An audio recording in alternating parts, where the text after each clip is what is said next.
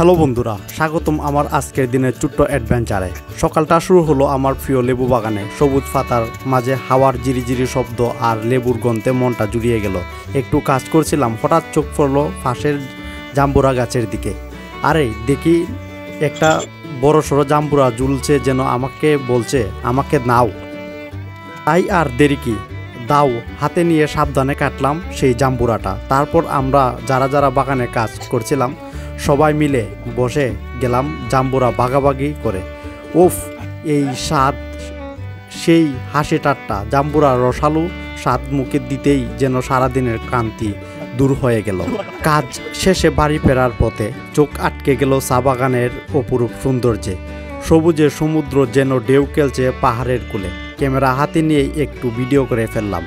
এত সৌন্দর্যর দৃশ্য না দেখলে বিশ্বাস করবেন না। তারপর পাহাড়ের দিকে তাকিয়ে মনে হলো এই সৌন্দর্যের একটু ঝলক তুলে রাখি। পাহাড়ের এই শান্ত মায়াবী রূপ দেখে মনটা ভরে গেল। এরপর প্ল্যান ছিল বন্ধুর সঙ্গে ঘুরতে যাব, কিন্তু গিয়ে দেখি বন্ধু তো কাজে ব্যস্ত, তাই ঘোরাঘুরির প্ল্যান শেষ। কিন্তু ফেরার পথে যা দেখলাম তা মন জয় করে নিল। রাস্তা দিয়ে তিনজন গরু নিয়ে হাঁটছে, কি সুন্দরভাবে সারিবদ্ধভাবে একে একে গরু পার হয়ে যাচ্ছে আমার পাশ দিয়ে। এই দৃশ্যটাও কিন্তু দেখার মতো ছিল, এত সুন্দর দৃশ্য।